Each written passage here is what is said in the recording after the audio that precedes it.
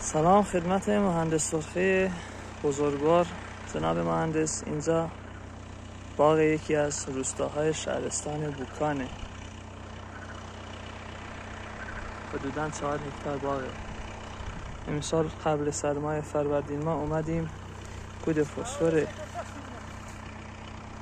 فسفر معجزه با میکرو رو استفاده کردیم قبل سرما و شکر خدا درختانم میزان میوه دهیش خیلی عالی بوده.